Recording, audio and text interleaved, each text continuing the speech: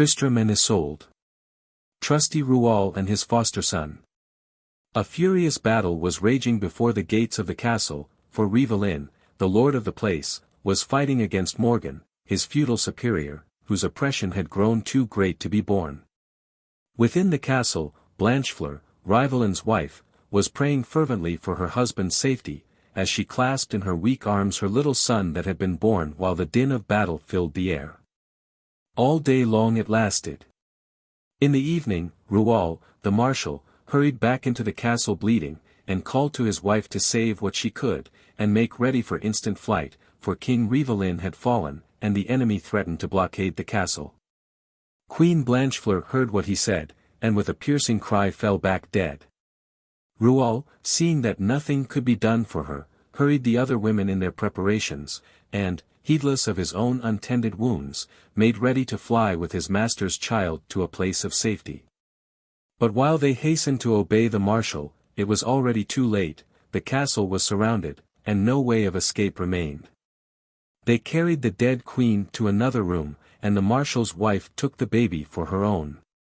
The servants were all faithful, and when Morgan took the castle soon afterwards, he never guessed that Rivellin had left a living child. The victorious king, who honored Rual for his fidelity to his late master, made him governor of the kingdom he had just subdued, and then went back to his own place. Time passed on, and the foster parents were delighted with the good qualities their pupil developed. They had him christened Tristram, or Tristan, sorrowful, because of the sad circumstances that had attended his birth. Rual himself taught him all knightly exercises, and got him tutors to instruct him in music, languages, and many other accomplishments. One day some foreign merchants landed on the coast, and offered their wares for sale. Young Tristram often went down to see them, and questioned them about their country, and about the many strange lands they visited. The boy's unusual beauty and the great knowledge he possessed aroused their cupidity.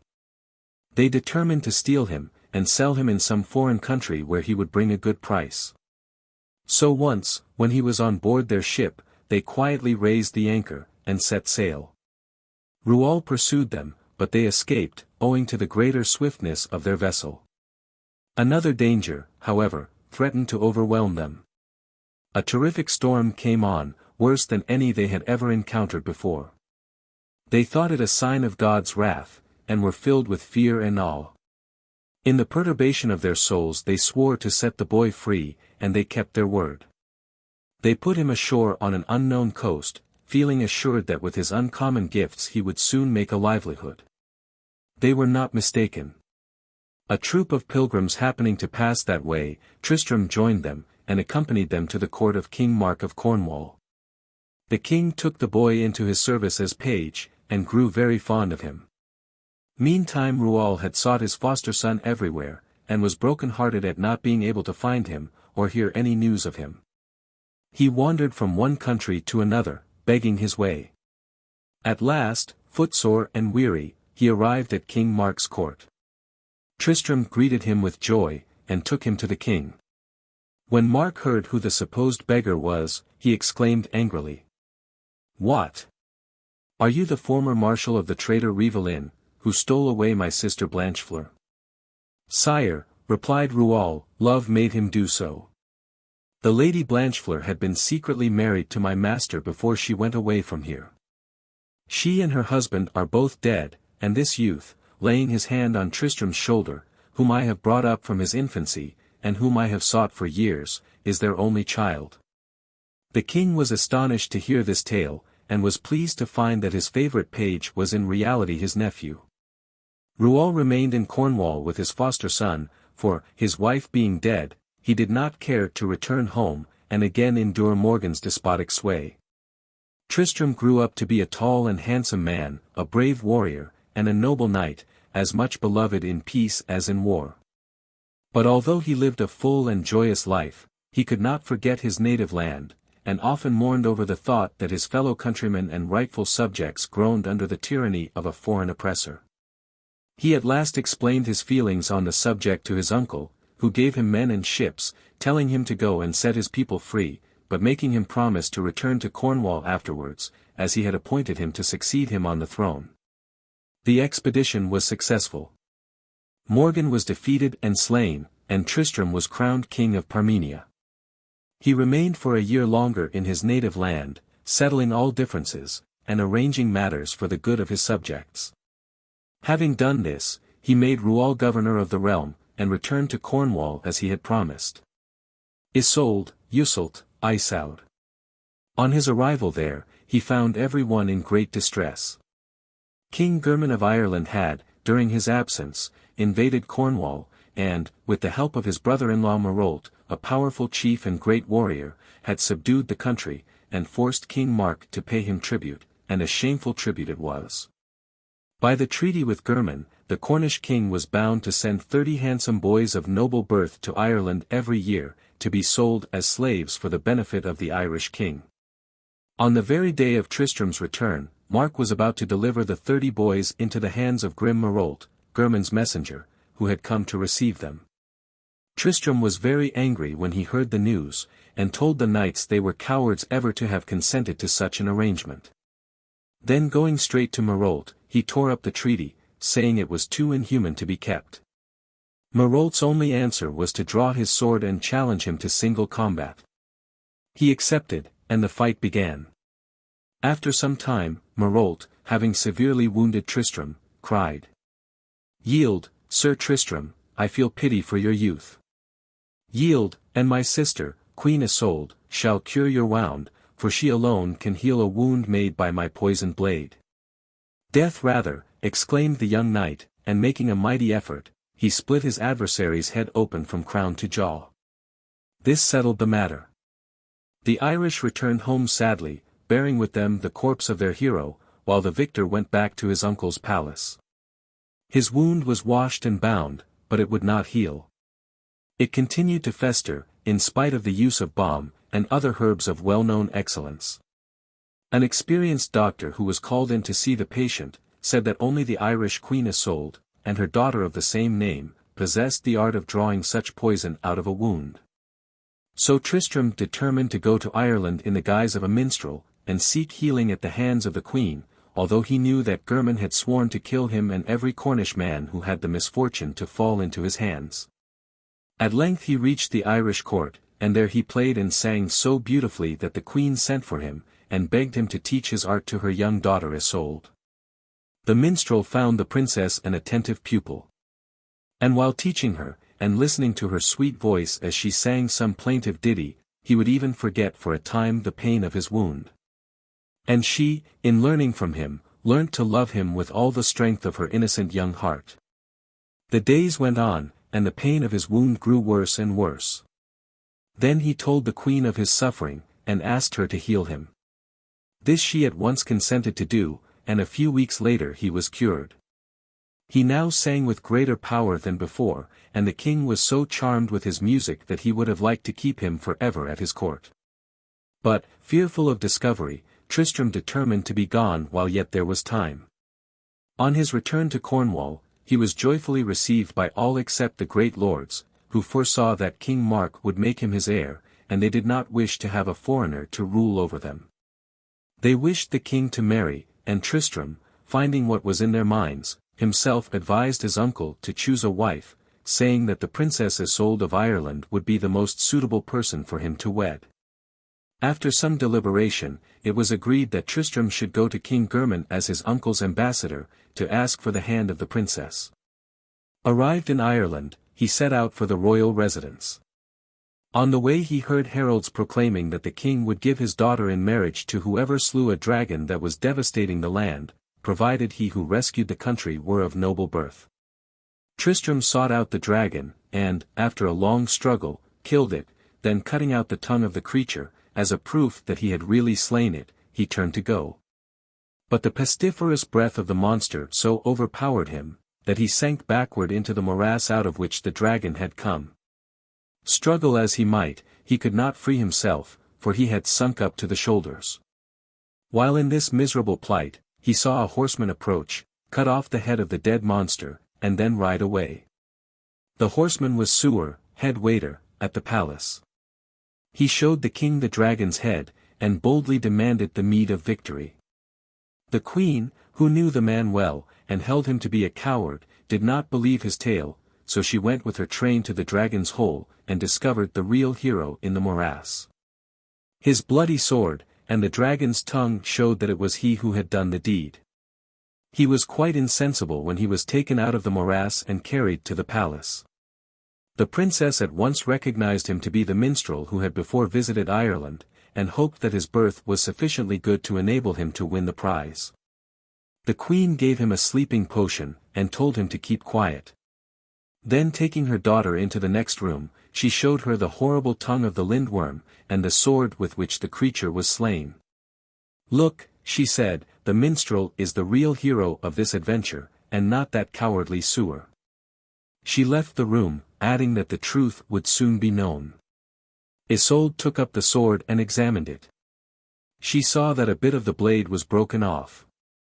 "Merciful heaven," she cried, "surely he cannot be the—" She ceased, and took from a drawer the splinter of steel she had drawn out of the wound on her uncle's head. She fitted the splinter to the blade, and saw that it was as she had feared. "Ha," she went on, trembling with anger, "he is the murderer of my uncle Morolt. He must die by my hand, and be slain with his own weapon." Seizing the sword in a firmer grip, she went into the room where Tristram was sleeping, and swung the sword over his head, but as she did so, he smiled as in a happy dream, and she could not do the deed. Then it seemed to her that she saw her uncle looking at her reproachfully, and she nerved her heart to strike, but at that moment her hand was seized by her mother, who had entered unnoticed. "Wretched child," she cried, "what are you doing? Are you mad?" Isolde told the queen that this was Tristram, her uncle's murderer. And the mother answered, "I love my brother dearly, but I cannot revenge him, for this man has saved our people from the dragon, and a nation is worth more than a single man, however dear to our hearts." Isolde confessed that her mother was right, and let her resentment die. When Tristram had recovered, he did not show the dragon's tongue in proof of what he had done, but challenged the sewer to trial by combat. Now the man had often fought before, but when he saw Tristram come forth to meet him in the lists, his heart died within him, and he confessed his guilt. King German thereupon ordered the recreant knight's shield to be broken, and sent him forth a banished man. Tristram then fetched the dragon's tongue, and was at once proclaimed victor amid the acclamation of the people. Great was the astonishment of all, when Tristram, instead of claiming the princess' hand, proceeded to woo her for his uncle King Mark, of Cornwall. German had such a dislike to King Mark that he would have refused him as a son-in-law point-blank, if Queen Isolde had not taken part in the debate, and shown the wisdom of giving way. So Tristram received a gracious answer from the king, and was content. No one thought of asking the maiden if she were willing to marry the old king of Cornwall. She was a princess, and princesses were never allowed a choice, when reasons of state demanded that they should marry some particular person. The love potion. The princess went on board Tristram's vessel, which was about to sail for Cornwall. Her dresses and jewels were there also, and as soon as her old nurse and faithful companion came down to the ship, they were to set sail. Brangæna was closeted with the queen, who wished to say a few last words in private. "Look, Brangæna," said the mother, "take this goblet and keep it carefully. It contains a drink made of the expressed juices of certain plants, and is a love potion. See that my daughter and her husband both drink it on their marriage day, and all will yet be well." The nurse promised to be careful, and took leave of the queen. Wind and weather were favorable to the voyagers. One day when Tristram had been singing and playing to the princess for a long time, and trying his best to distract her thoughts from dwelling on her dead uncle, her old home, and the unknown future, he became so thirsty that before beginning another song he was fain to ask for something to drink. One of the attendants opened a cupboard, and finding there a goblet with a drink already prepared, supposed that the nurse had made it in case it were wanted, and took it to Tristram, who handed the cup first to Isolde that she might pledge him. As was the custom. The princess raised the cup to her lips and drank a little, but finding it very good, she put it to her lips again, and drank half the contents. Then she returned it to Tristram, who finished it at a draught. Their eyes met, and they knew that they loved each other. When Brangæna came in a few minutes later, and saw the empty goblet upon the table, she burst into tears, and bemoaned what had occurred, saying that the queen had given her the love potion to administer to Isolde and King Mark upon their wedding day. But the princess comforted her by asserting that no harm was done, for human beings had free will, and could struggle against enchantment. And struggle they did, but their love was strong. The ship reached the harbor, and King Mark came down to meet his nephew and his bride. He was much pleased with the appearance of the princess, whom he welcomed with all ceremony. The marriage took place, and King Mark thought himself a happy man. All went on quietly for some time, so carefully did the nurse conceal her lady's love for Sir Tristram, but after a time people began to whisper, and at length the whisper reached the ears of the king. At first he would not believe the truth of what he heard, but afterwards the thing was proved to him so clearly that he could no longer doubt. He determined to bring the lovers to trial. Meanwhile Brangæna had discovered that the king knew all. She therefore warned Tristram, and fled into the forest with him and Isolde. There they hid themselves in a cave for a long time.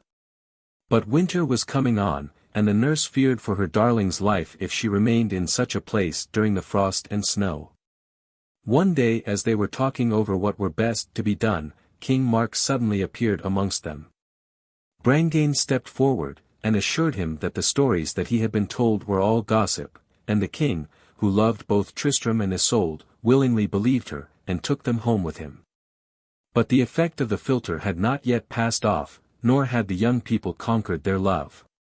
Whispers again arose about the court, and Tristram could not call any of the whisperers to account, for he knew that he had dishonored the name of knight, and had ill repaid his uncle's kindness.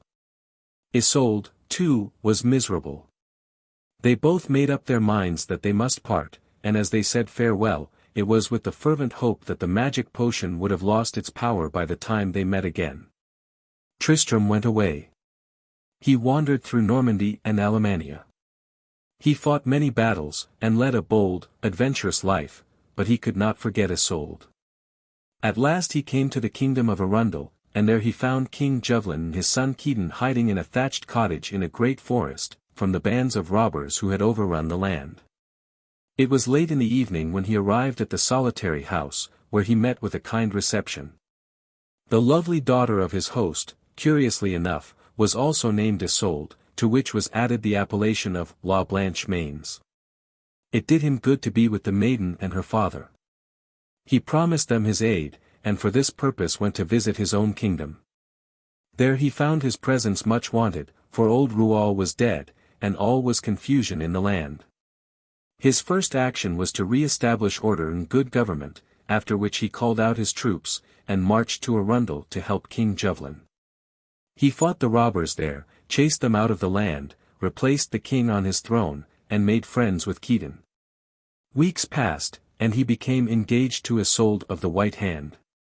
He vainly hoped that being married to another woman would cure him of his love for the Queen of Cornwall, and he knew that the princess loved him. His betrothal did not bring him peace. His affection for the Lady Isolde grew no stronger, so in despair he put off his marriage, and, unable to feign a love he did not feel, went out to seek death at the hands of the robber hordes that had again invaded the country. He conquered them, and forced them to fly. On his return from this expedition, his marriage day was fixed. But one evening he was induced to accompany his friend Kedon on a dangerous adventure, and during the combat to which this led, he received a spear thrust in the breast. He fell senseless to the ground. Kedon carried him out of the fight, and took him home to the palace, where Isolde succeeded in bringing him to himself again. Everyone hoped that he would soon recover from his wound, but instead of that he grew worse. One day he said that the Queen of Cornwall had a remedy that would cure him, if she could only be induced to bring it. Kedon at once set off for Cornwall to appeal to her compassion. No sooner had the Queen heard his tale than she persuaded King Mark to let her go to Arundel, and cure his nephew. Armed with his permission, she started on her long journey by sea and land, and never rested till she arrived at King Jovelin's palace. There she was greeted with the sad words, "You have come too late, he is dying." They led her to his couch, and she knelt down and took his hand. A slight pressure showed that he knew who she was. Next moment he opened his eyes, gazed at her with a sad and loving look, and then died. She bent over him and kissed him, and in that kiss her spirit passed away. They were buried 3 days later under the same grave mound in the distant land of Arundel. Tannhäuser. Legend of Tannhäuser. Tannhäuser in trouble. One evening when the noble knight Tannhäuser was sitting in a miserable wayside inn, grumbling over the fate that had made him a poor man instead of a prince, he was startled by a loud knocking at the door. He felt a moment's terror lest it should be the bailiffs come to arrest him for debt, but instead of that, it was his good lord, Duke Friedrich of Babenberg, who ruled the rich Danubian land of Austria. The duke chid the young man for his debts and follies, and then, giving him a purse full of gold, desired him to return to court, where his music and society were much missed. So Tannhäuser once more returned to court, and took part in the gay doings there. He also aided his liege lord in many a great battle waged against the enemies of the realm. He was a great favorite of his master, both because of his gift of song, and because of his bravery. So Friedrich gave him the fair estate of Leopoldsdorf, near Vienna, as well as a large sum of money. The Hohenstaufens, too, looked upon him favorably, both the Emperor Frederick II, and his son Conrad, who ruled in Germany after him. The minstrel received many gifts at their hands, and was devoted to their service. But although large sums were thus continually passing into his coffers, he was always in debt. In course of time his patron the Duke was killed in the Battle of the Leitha. He mourned him deeply, and wrote a number of beautiful songs in memory of the man who had been so kind to him. But at length his poetic soul began to turn with more pleasure to cheerful themes, so he collected what little remained of his wealth, and, setting out in the bright summer days, he wandered from castle to castle, and from town to town. Sometimes hungry, sometimes happy, as he was ill or well received. He travelled through Bavaria, and remained some time at Nuremberg, where song was loved and studied, and after that he crossed the Alps into Italy.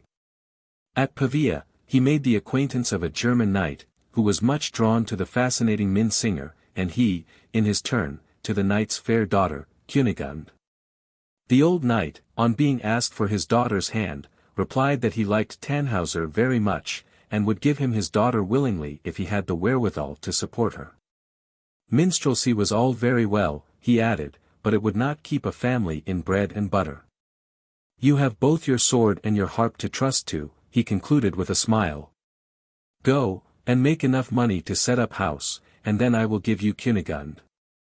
Tannhäuser took leave of his lady love, promising to return in a year with the needful ducats, and he fully intended to keep his promise. Klingsor and trusty Eckhard. He rode away sad at heart, but the weather was so beautiful, and the birds were singing so gaily, that he could not remain sad long. He sang wherever he could get an audience, but sweet and joyous as was the music he made, it brought him no gold. He therefore tried what his sword could do for him, and fought under the banner of King Conrad, against his rival Heinrich Raspi, the Pope's king, thereby helping to win the Battle of Ulm. He was handsomely rewarded for his assistance.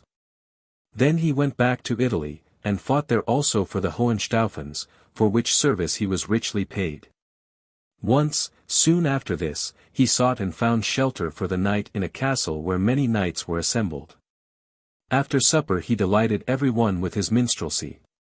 But immediately after he had ceased to sing, a stranger came in, dressed in black garments embroidered with gold, and wearing black feathers in his cap. He had a harp in his hand, and, seating himself, began to play and sing in a deep, powerful, and yet melodious, voice. His song was strange and eerie in its effect. The guests all glanced at each other in silence when it was done. They felt ill at ease, they knew not why. Tannhäuser, throwing off the unaccountable feeling that possessed him, caught up his harp, and sang a merry ditty about woods and birds and flowers, and soon both he and the other guests were restored to their usual cheerfulness. After that, they all began to play at dice. Tannhäuser won large sums, and lost them again immediately to the black stranger, and not only these, but some of the money he had put aside for his marriage. The next day, when he left the castle, the stranger went with him, remained with him all day, and before night fell, had won all his money from him. Seeing how sad Tannhäuser looked, the stranger laughed, and said, "Do not pull such a long face over so small a matter as the loss of a few gold pieces, but come with me to Wartburg. Landgrave Hermann has summoned a minstrel tournament to meet, in which the prizes are lands and wealth, but he who fails will lose his head. My name is Klingsor, and I come from Hungary. I am willing to enter into an alliance with you. Your songs are like the bliss of heaven, mine, like the horrors of hell. If we are successful, you may have the wealth, I shall take the heads. If, on the other hand, we lose, we shall go together to heaven or hell. What does it matter which? You shudder like a weakling to hear me talk thus, for you believe the tales the priests tell you about fire and brimstone. But instead of that, it is the realm of Dame Venus, who gives her friends the most exquisite pleasures earth can afford, and both silver and gold in abundance. If you do not care for the minstrel tournament, you can visit the fair queen on the road to Wartburg, for she lives in the Horselberg, which we shall have to pass at any rate." Tannhäuser listened to his companion with a shudder. But when he went on to describe the unspeakable glories of the Horselberg, and to tell of the marvelous charms of the queen, he felt a growing desire to see Dame Venus with his own eyes. So he set out with his strange companion, forgetting, or nearly forgetting, Kunigunde, and his love for her. When the travelers approached the mountains of Thuringia, they were joined by a tall and stately man in full armor, with his sword at his side, and a white staff in his hand. As they walked on together, they exchanged confidences as to who they were, and from whence they came.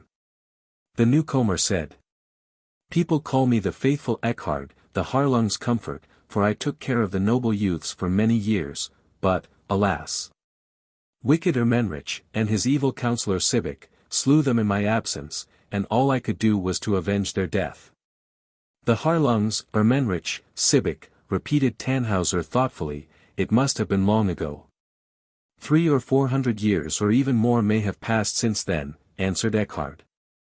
"I find it difficult to reckon time after the manner of men. But ever since those old days I have been busily employed in warning people away from the Venus Mount." Klingsor burst out laughing, and cried, "Spare your words, old fool, so you are one of the idiots who blaspheme Dame Venus." "Get thee behind me, tempter," said Eckhard, "I am going to take the good knight to the Wartburg, where he may win glory and wealth." "And I am going on to prepare his lodging in our queen's palace," answered the other, as he set off at a brisk pace towards the mountains. The minstrel and Eckhard continued their way quietly, talking the while. At last they came to the beautiful Horsefel, with its meadows, trees, and rushing stream, and, a little farther on, to a bleak mountain, out of which came a confused sound as of waves beating a rock-bound coast. The roar and clatter of a watermill, human cries of rage, and the howling of wild beasts. "That is the Horselberg," said Eckhard, "the place where Dame Venus holds her court, with the wicked who are under her dominion. Keep thine eyes and ears both shut, lest the temptress entangle thee in her net." Dame Venus. The nearer the travelers came to the mountain, the more the confused and discordant sounds they had at first heard resolved themselves into harmony. Through a door in the rock they could see knights, beautiful women, and dwarfs. All seemed to be enjoying themselves to the utmost. At the entrance sat a fair woman in royal robes. The moment she saw Tannhäuser, she smiled, and signed to him to approach. Eckhard in the same moment entreated him by all he held sacred to beware of the temptress, who was outwardly like an angel of light, but inwardly a fiend incarnate. He would have said more, but Venus interrupted him by beginning to sing a wondrous song about all the joys that awaited those who entered her kingdom. And Tannhäuser, as thoroughly enchanted as though a magic spell had been cast over him, thrust Eckhard aside, and hastened to the Queen of Beauty, who stretched out her arms towards him. She half drew him over the threshold, and he half staggered across. Then the door shut, and the faithful Eckhard saw him no more. It would be impossible to describe all the wonders and delights that greeted the eyes and ears of the lost knight. Every day brought new pleasures, which he enjoyed to the utmost. But at length he began to tire of it, and confessed to himself that satiety was not happiness. He had a horror of himself, and of the self-indulgent life he was leading. And his conscience, once awake, left him no peace. After an inward struggle, he made up his mind to go and seek out a pious priest, tell him all, and entreat him to show him how he might gain absolution. Tannhäuser felt much happier when he had formed this resolution. He went to Queen Venus, and asked her to let him go. At first she refused, and then consented, saying that he might come back to her if he did not find what he was going away to seek. So he went out into the sweet fresh air, which was so pure that it almost took his breath away for the first few minutes. Then he went on his way with much foreboding. Should he, or should he not, find a priest who could help him? He told his tale to priests, abbots, and bishops, but they one and all declared that they could not help him. That the Holy Father at Rome was the only person on earth who had power to absolve a sinner who had had dealings with the powers of the underworld. He went to Rome, and confessed all his sin and sorrow to the Pope, whom he found walking in the garden, and awaited the answer of His Holiness with a broken and a contrite heart. But the Pope replied with harsh voice and unbending brow. You are an adherent of the cursed race of Hohenstaufen. You have dwelt among the lost spirits in hell, and have been one with them. I tell you plainly that God can no more pardon you than this dry stick can put forth leaves and flowers. So saying, he thrust his gold-headed walking stick into the ground, and walked away leaving it there. Tannhäuser then exclaimed in his misery, What shall I do? The high priest of the Lord has cast me off, heaven is closed against me, and men will have naught to do with me.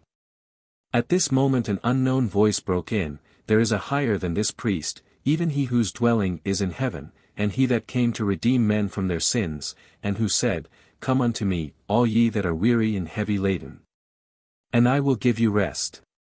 Tannhäuser started when he heard himself thus addressed, and, turning round, beheld the faithful Eckhard. Alas, he answered, it is too late, I cannot, dare not, pray any more. I will now return to Dame Venus, and the pleasures she offers me. So he went back to the Horselberg in spite of Eckhard's entreaties, for he was utterly hopeless. Now it came to pass, 3 days after, that the Pope again walked in his garden, and behold, the walking stick which he thrust into the ground had taken root, and put forth leaves and blossoms.